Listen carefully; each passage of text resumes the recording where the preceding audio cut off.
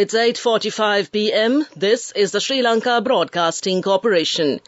The news edited by J. Yogaraj, read by Soundhi Thavam. The President says the outcome of COP27 summit is discouraging. Public-private partnerships for development drive.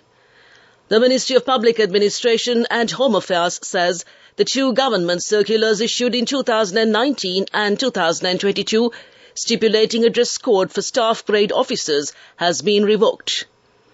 The CBSL governor says the country needs to continue moving in the current direction. No electricity tariff hike being considered right now. The Indian government allows Sri Lankans to hold $10,000 worth of Indian rupees in cash. In foreign news, the world's largest volcano erupts after 40 years. And in sports news, the third one-day international between Sri Lanka and Afghanistan, Sri Lanka is chasing 119 runs from 27.3 overs. President Ranil Wickremesinghe says the agreements reached at the COP27 have once again failed to place the nations of the world on a complementary and progressive course of redress. In a statement issued yesterday, the head of state attributed the biggest obstacle to success to politicization and stagnation. Quote, the outcome of the summit is discouraging, unquote. President Wickremesinghe, who participated in the COP27 United Nations Climate Change Conference in Sharm el-Sheikh, Egypt, earlier this month, was critical of the countries that were historically accountable for the greatest damage and are capable of meaningful contributions, but have stymied the furtherance of climate action.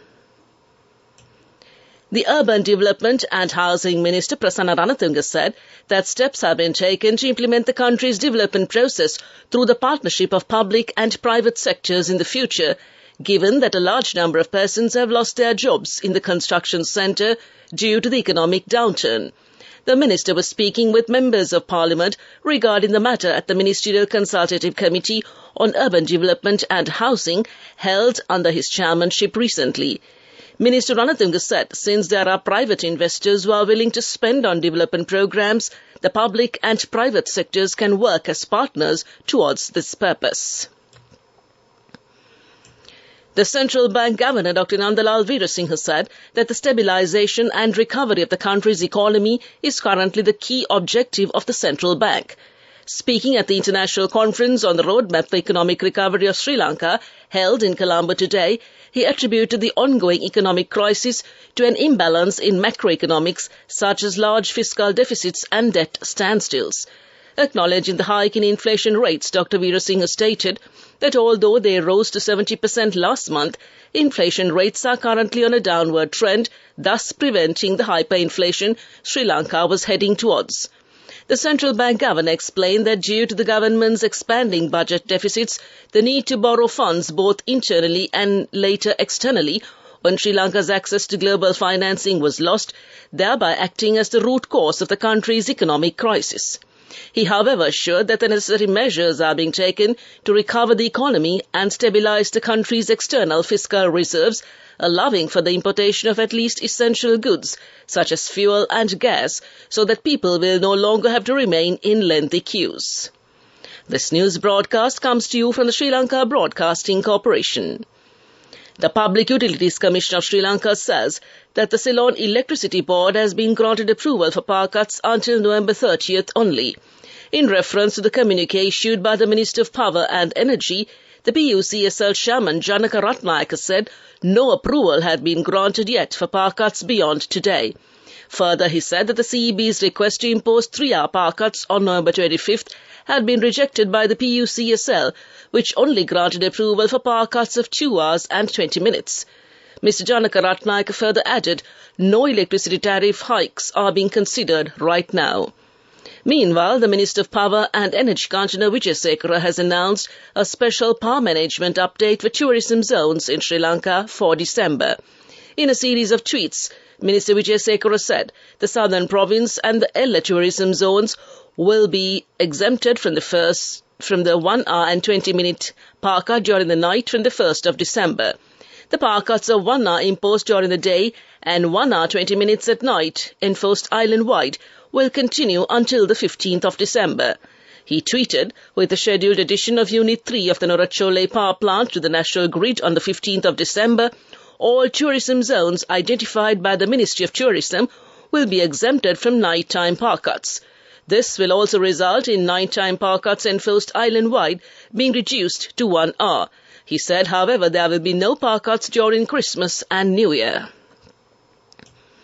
Sri Lankans can now hold $10,000 worth of Indian rupees in a physical form, though the Indian rupee would not be legal tender in Sri Lanka after India approved a Sri Lankan request to designate the Indian rupee as the foreign currency.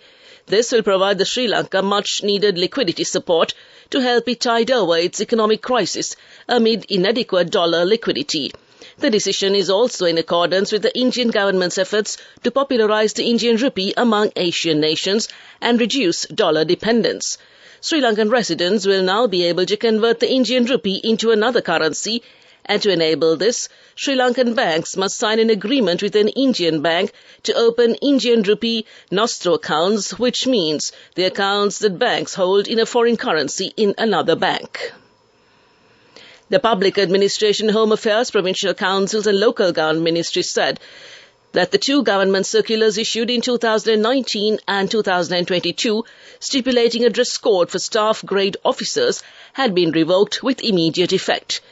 Ministry Secretary MMPK Mayadune said the circular issued on February 1, 1989 will come into effect, mentioning the dress code of the staff grade officers. And that concludes local news. The main news story is brought to you by Siddhalepa Vedamahatmya. A special program is being introduced from January to detect drivers who are under the influence of drugs such as cocaine and heroin. State Minister Lasantha Alagevana says that about 5,000 detectors have been issued to the police. The program will be initiated in the Western Province. The State Minister pointed out 400 out of totally annual reported accidents are due to drug abuse. With the support of the new equipment, those who are driving under the influence of drugs could be detected spontaneously, and came to you in the main news story. The main news story was brought to you by Siddhalepa Vedamahatmya. Watch Life is brought to you by Tertiary and Vocational Education Commission.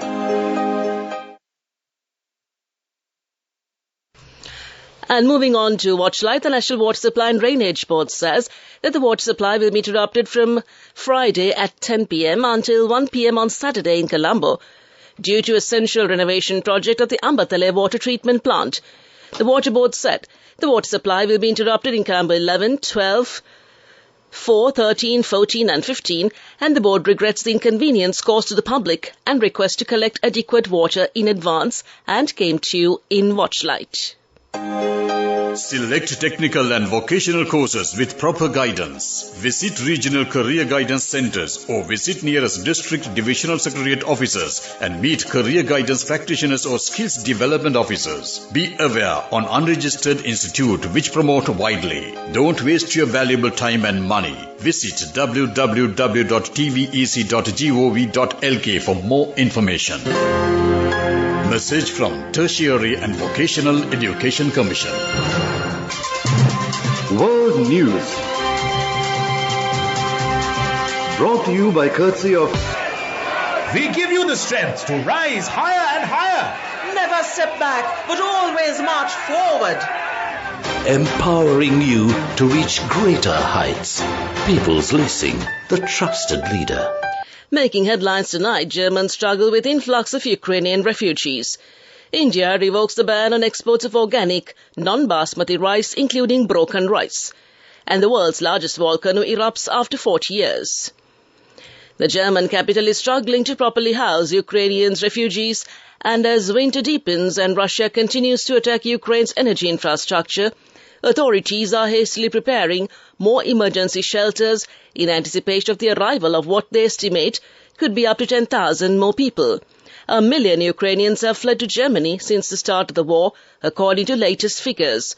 Germany initially extended a warm welcome, but there are now growing concerns about how best to accommodate such a large number of people.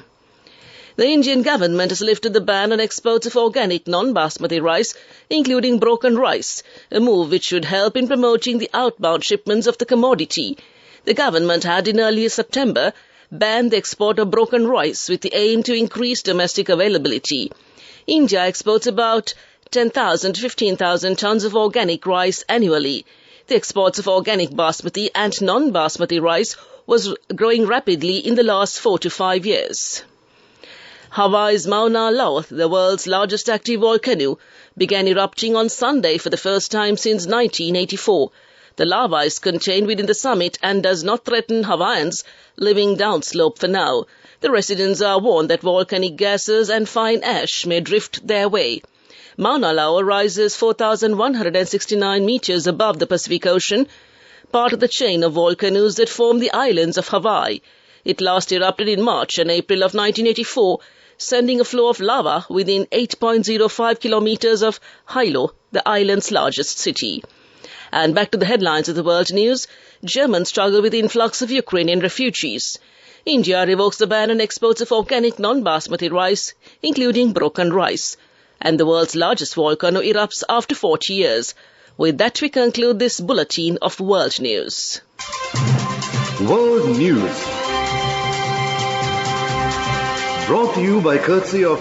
Amidst all challenges, we will rally around you and advance. In the face of hardships, let's stand strong together.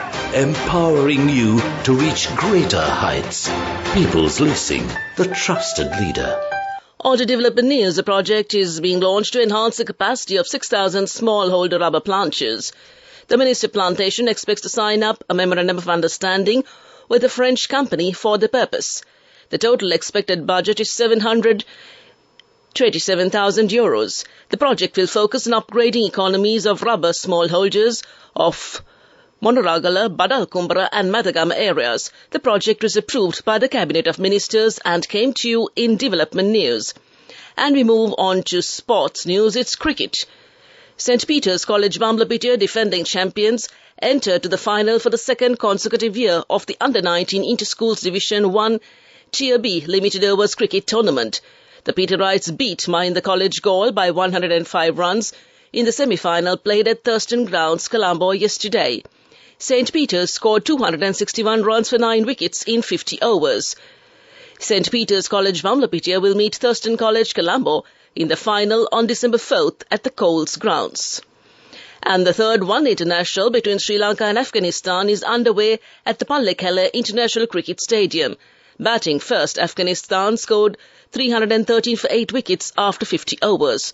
Sri Lanka in reply were 154 for 3 in 29 overs a short while ago.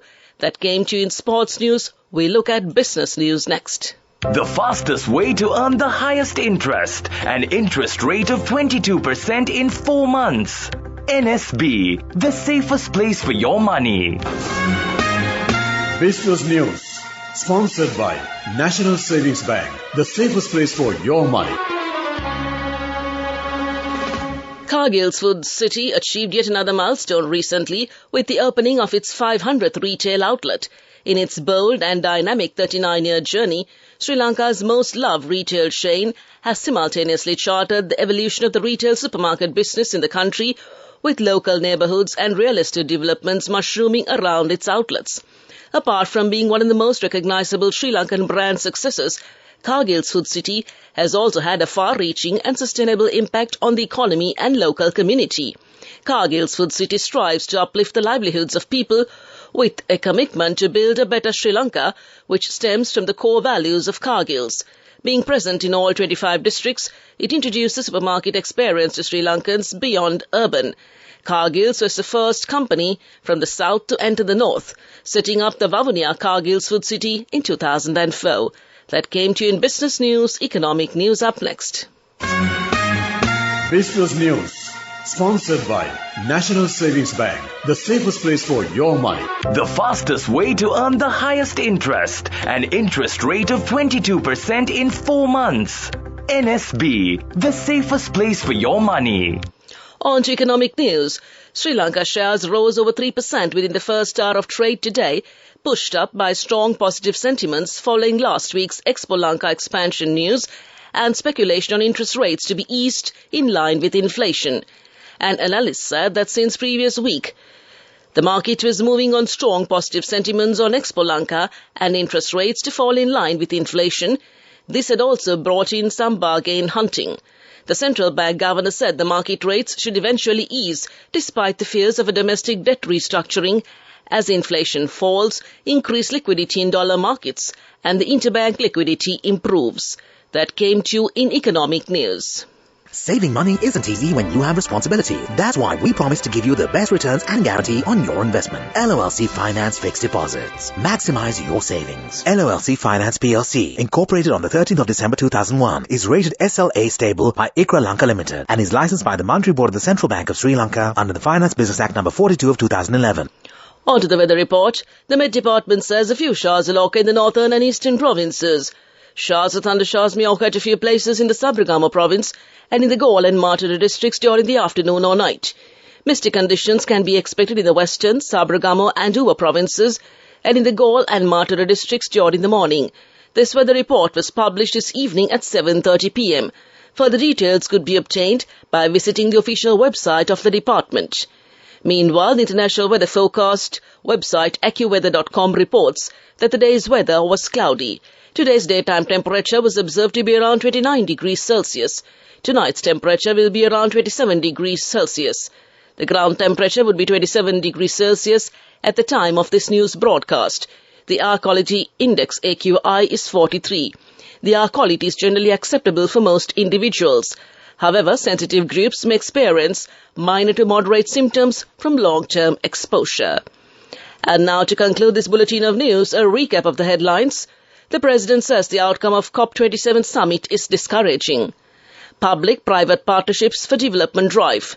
The CBSL governor says the country needs to continue moving in the current direction. The Ministry of Public Administration Home Affairs says the two government circulars issued in 2019 and 2022 stipulating a dress code for staff grade officers has been revoked. No electricity tariff hike being considered right now. The Indian government allows Sri Lankans to hold $10,000 worth of Indian rupees in cash. The world's largest volcano erupts after 40 years. And the third one international between Sri Lanka and Afghanistan, Sri Lanka needs 159 runs in 20 overs. With that, we conclude tonight's news broadcast.